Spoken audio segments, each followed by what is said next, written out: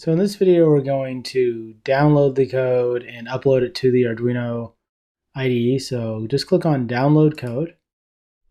You can see it downloaded. So let's open this up in Finder. I'm going to rename this. You have to make sure it has a unique file name. So I'm going to call this ex1. And then I'm going to open it up in the Arduino IDE. And it gave me this warning message that says the file needs to be inside a folder. Go ahead and do that. It'll put it inside the folder and it'll give you this right here. So before you upload the code, what you want to do is you want to go into Sketch, Include Library, Manage Library. So let me just go over that again. Sketch, let's let it do its thing.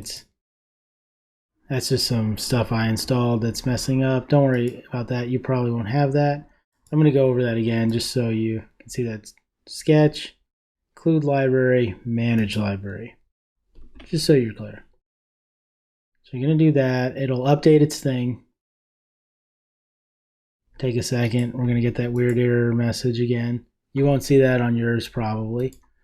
And then type in FastLED. And hit enter. Oh, there we go.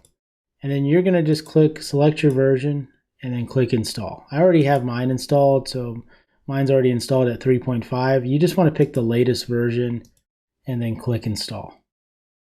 Once you have that, go ahead and hook up your Arduino, and then you're going to go to Tools, Port, and make sure your Arduino is connected. I can't tell you how many times this causes problems, so let me go over that again. Tools, Port, and make sure your Arduino is connected. Once you have that, go ahead and click on this checkbox, and that'll compile the sketch. You can click the upload button directly, but I like to make sure that everything's compilable. So that's looking good, and then you can just click on the upload button.